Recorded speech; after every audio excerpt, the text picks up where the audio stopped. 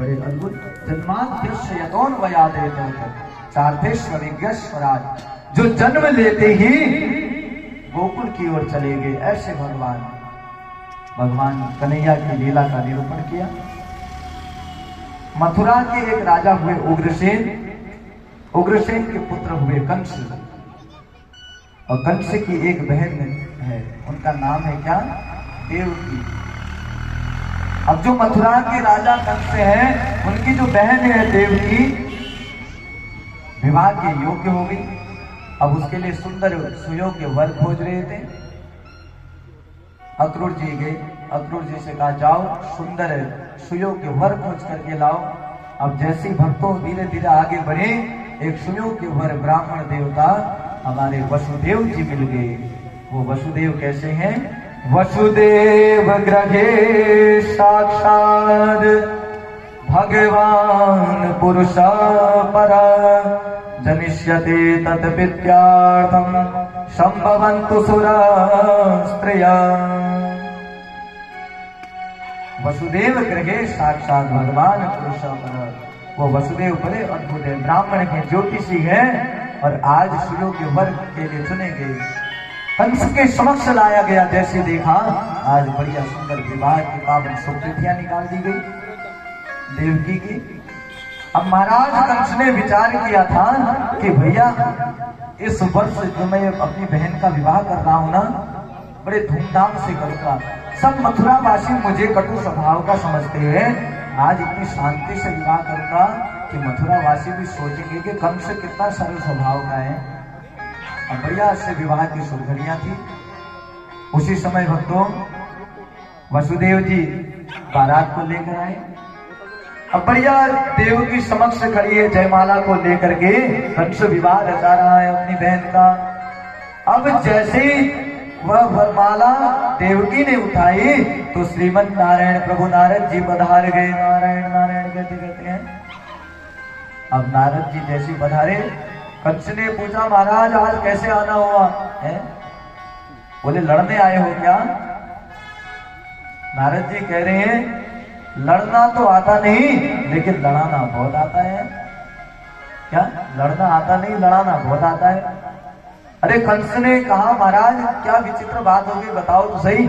अरे नारद जी ने कहा कंस कैसी बात करते हो, जिस बहन का तुम विवाह कर रहे हो ना, इसी मुझे तो ऐसा प्रतीत होता है इसी बहन का पुत्र पुत्री तेरा काल होना है।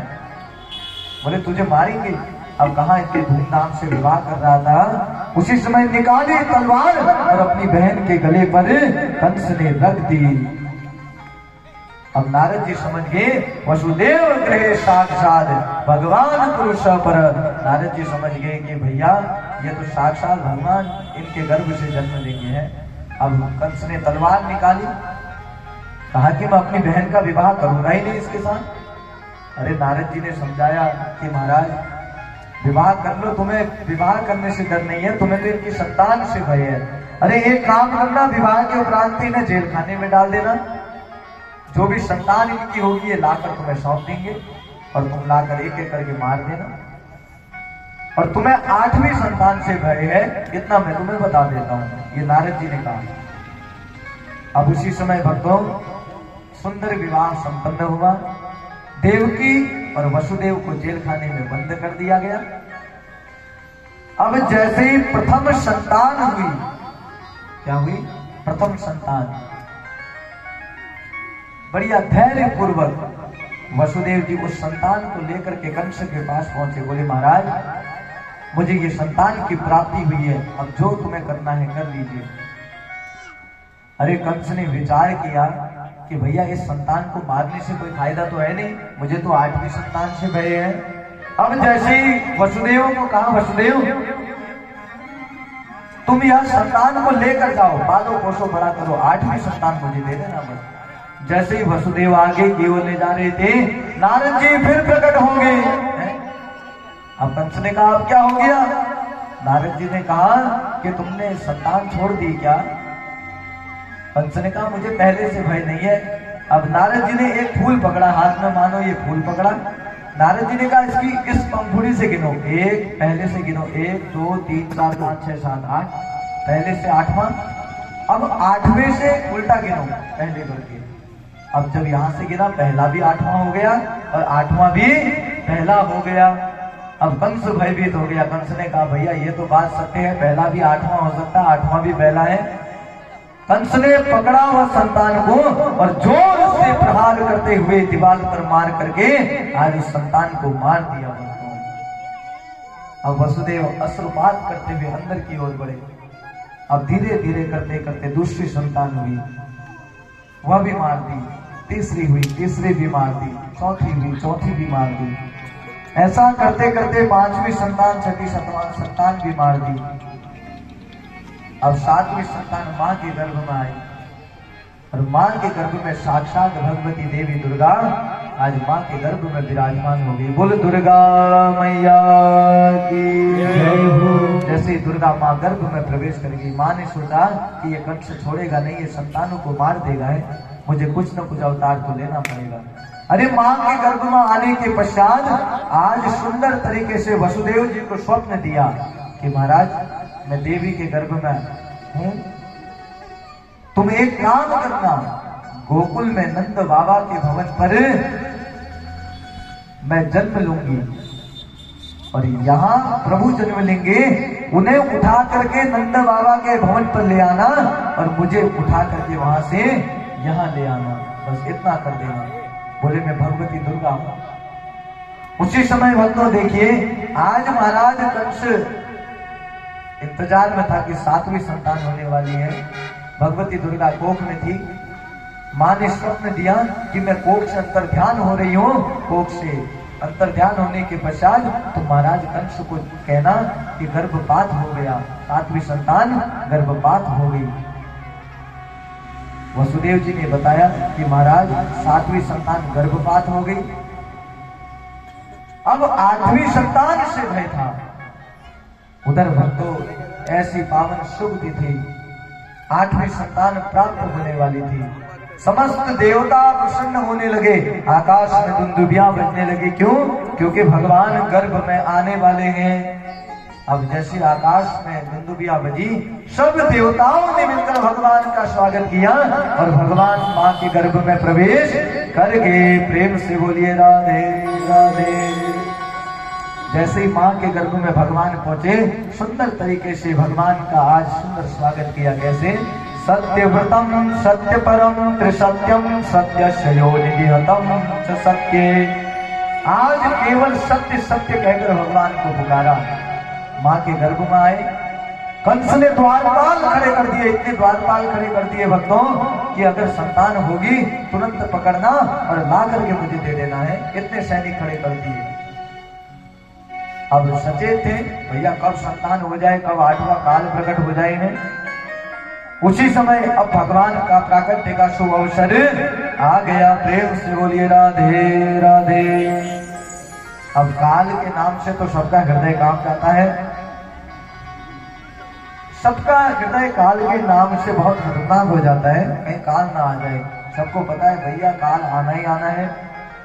अब उसी समय भगवान के जन्म का पावन शुभ अवसर आया। भादव का महीना, किसका महीना? भादव का महीना, कृष्ण पक्ष और अष्टमी तिथि, रोहिणी नक्षत्र और बुधवार का दिन। आज कौन सा दिन है? बुधवार। आज देखिए कितनी पावन शुभ तिथि है। वही भगवान जन्म लेने वाले हैं। आज भगवान का प्राकट्य शुभ अवसर बुधवार का दिन, मध्य रात्रि 12 बजे। कितने बजे? 12 बजे अचानक से आकाश मंडल पर बिजली चमकने लग गई, बादलों की गड़गड़ाहट होने लग गई। बादल इतनी जोर से गरजने लगे कि आज सब सैनिक डरने लगे। आखिर हो रहा है तो क्या हो रहा है? अरे तूफान आ रहा था। उसी समय वर्षा होने लग गई। और उधर जैसे भगवान का जन्म का पावन शुभ समय, उधर जितने सैनिक द्वार पर खड़े थे सब सैनिक घोर निद्रा में सो गए। किसी को भनक भी नहीं लगी और उधर भक्तों देखिए समय ऐसा हुआ, मध्य रात्रि 12 बजे भगवान ने माँ के गर्भ से जन्म ले लिया। बोले कृष्ण कन्हैया लाल की। चतुर्भुज स्वरूप दिव्य प्रभु नारायण प्रकट हो गए। उस अद्भुत बाल लीला को देखकर सबने हाथ जोड़े, देवकी वसुदेव स्तुति करने लगे, समस्त देवता स्तुति करने लगे। स्वागतम कृष्ण शरणागतम कृष्ण, स्वागतम कृष्ण शरणागतम कृष्ण, स्वागतम कृष्ण शरणागतम कृष्ण, स्वागतम कृष्ण शरणागतम कृष्ण, स्वागतम सुस्वागतम शरणागतम कृष्ण, स्वागतम सुस्वागतम शरणागतम कृष्ण, स्वागतम कृष्ण शरणागतम कृष्ण, स्वागतम कृष्ण शरणागतम कृष्ण। प्रेम से बोलिए राधे राधे। वही मध्य रात्रि 12 बजे भगवान ने जन्म ले लिया। वो भगवान को सुंदर तरीके से देवकी वसुदेव ने सुंदर तरीके से टोकरी पर रखा, और टोकरी में रखने के पश्चात वसुदेव ने अपने मस्तक के ऊपर विराजमान किया है। अब मस्तक के ऊपर रखा, उधर अपने आप किवाड़ खुले चले गए, अपने आप दरवाजे खुल गए और सुंदर मंद मंद वर्षा होने लगी। अरे देवराज इंद्र ने विचार किया कि भैया मेरे भगवान ने आज जन्म लिया है, सत्यव्रतम सत्य परम फिर सत्यम सत्य से योनि निहतम से सत्य। मेरे भगवान कैसे हैं? सत्य के सागर हैं, जो आनंद सिंधु सुख राशि है, आनंद प्रदान करने वाले हैं। बोले मुझे भी अपने प्रभु का स्वागत करना चाहिए। उसी समय मंद मंद वर्षा होने लग गई। अब इतनी वर्षा हो रही थी, अब जैसे आगे की ओर बढ़े, अब नाग देवता ने देखा, वासुकी नाग ने देखा मेरे प्रभु भीग रहे हैं। आज छत्र स्वरूप में टोकरी के ऊपर विराजमान हो गए हैं, भगवान डर गए। और इतना ही नहीं भक्तों, अब जब हमारे घर में कुछ खुशी होती है, विवाह होता है, नामकरण होता है, तो हम लोग क्या करते हैं? खूब डीजे बजाते हैं, बैंड बाजे बजाते हैं, खूब आनंद में झूमने के लिए। तो उसी समय आज मेघ मंडराने लगे। वो बैंड बाजों की कमी दूर हो गई, वो ढोल नगाड़ों की कमी दूर हो गई, इतनी जोर जोर से मेघ मंडराने लगे। अब चारों ओर अंधेरा, सर पर नन्हे से बालक है, भगवान है। अब जैसे आगे की ओर बढ़े, अरे यमुना मैया बीच में है। अब यमुना पार कैसे जाए? इतनी वर्षा हो रही थी, यमुना जी में बाढ़ आ गई। अब वसुदेव जी ने कहा भैया जाना तो है ही। जैसे ही यमुना जी ने कदम रखा, अरे यमुना जी और उफान आ गई। यमुना मैया ने कहा सब देवता आ गए तो मैं पीछे क्यों है? सबने स्वागत किया, मुझे भी करना है। यमुना मैया ने विचार कर लिया कि मुझे तो बस अपने प्रभु के चरणों को छूना है, चाहे कुछ भी हो जाए। आज जैसे ही यमुना जी में चरण रखे, यमुना पार कर रहे थे, वो यमुना मैया वसुदेव जी के गले गले तक वो आ गई। अब भगवान ने देखा मेरे पिता डूब रहे हैं, भगवान ने देखा मेरे पिता डूब रहे हैं, तो भगवान ने धीरे से अपने दोनों चरण नीचे किए। जैसे यमुना मैया ने चरणों का स्पर्श किया, वो यमुना मैया वसुदेव जी के घुटने तक पहुंच गई। बोले यमुना मैया की जय हो। वो यमुना मैया वसुदेव के घुटने घुटने तक पहुंच गई है। अब देखिए भगवान का शुभ प्राकट्य उत्सव है, संध्या का समय है और सब देवता बढ़िया सुंदर स्तुति कर रहे हैं। उधर यमुना पार हो गए वसुदेव जी, उधर नंद बाबा हैं जो 90 साल के हैं। कितने साल के हैं? 90 साल के। आज 90 साल की उम्र में उनके घर में कोई संतान नहीं थी। घर में ब्राह्मणों को बिठाया था और ब्राह्मणों को बिठा करके सुंदर तरीके से स्वस्ति वाचन पाठ करवाया। और स्वस्ति वाचन पाठ कराने के पश्चात आज ब्राह्मणों की कृपा से नंद भवन में आनंद छा रहा है। नंदस्वात्मज उत्पन्ने जाता ग्लादो महामन आयु विप्रन वेद ज्ञान स्नात शुचिर लंकृत। ब्राह्मण देवता सुंदर तरीके से वेद पाठन कर रहे हैं। उधर सुनंदा आई, बोली प्रभु अगर घर में लाला हो गया तो आप मुझे क्या दोगे? ये नंद बाबा से नंद बाबा की बहन कह रही है, प्रभु अगर लाला हो गया तो आप मुझे 9 लखे का हार दोगे? नंद बाबा ने कहा पक्का दूंगा है। अब समय बीता, उसी समय भक्तों जैसी समय हुआ, सुनंदा दौड़ी दौड़ी आई, बोली प्रभु 9 लखे का हार का है, 9 लखे का हार दो मुझे है। अब ये नहीं बताया हुआ क्या। उधर वसुदेव जी उस बालक को लेकर गए और यशोदा मैया के पास में रख दिया। जो वहां कन्या ने जन्म लिया था, जो देवी ने जन्म लिया था, उस देवी को उठाया और तुरंत घर की ओर चले गए। अब जैसे मथुरा पहुंचे, मथुरा पहुंचते ही देवी ने रोना प्रारंभ कर दिया। अरे सब द्वारपालों की नींद खुल गई। महाराज कंस को कहने लगे, महाराज आपका काल प्रकट हो गया है। अरे कंस दौड़ा दौड़ा आया, वसुदेव जी उस बालिका को लेकर गए। वो बालिका कौन है? दुर्गा मैया। वो बालिका को जैसे लेकर गए, कंस को सौंपा, महाराज लो, यह 8वीं संतान हुई है। अरे कंस ने देखा ये बालक नहीं बालिका हुई है। बोले मुझे बालिका से भय नहीं, बालक से भय था। ये संत महात्मा नारद जी झूठे हैं। बोले इनने खाली 7 बच्चे और मरवा दिए इस चक्कर में। बोले मुझे तो बालिका से भय ही नहीं है, इस कन्या से भय नहीं है, इसे ले जाओ। अब जैसे ही ले जा रहे थे वसुदेव जी वापस, फिर नारद जी प्रकट हो गए। कंस ने कहा महाराज अब क्या हो गया? नारद जी ने कहा देखो बालिकाएं, कन्या भी, ये बालिकाएं बालकों से कम नहीं है। आज देखिए आप हर क्षेत्र में मातृ शक्तियां सबसे आगे रहती है कि नहीं? आप किसी भी पद को ले लो, आप किसी भी स्थान को ले लो, हर क्षेत्र में बालिकाएं सबसे आगे हैं। इस कथा पंडाल में देख लीजिए, मातृ शक्तियां सबसे ज्यादा हैं, है कि नहीं?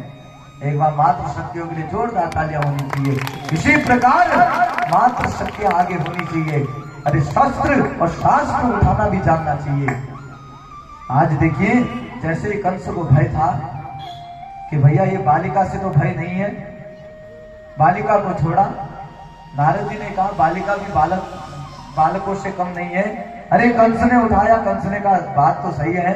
अरे जैसे जोर से वह बालिका को घुमाया, भगवती दुर्गा प्रकट हो गई। बोल दुर्गा मैया जय। भगवती दुर्गा भक्तों प्रकट हो गई। बोली कंस तुझे मारने वाला काला काला मुरली वाला पैदा हो गया है, और कहाँ हुआ ये नहीं बताया। उधर नंद भवन में आज भगवान सुंदर रो रहे हैं। सुनंदा गई, बोली प्रभु बड़ा ही आनंद आ गया, और सुंदर बधाई के साथ में, और कहा क्या? हे नंद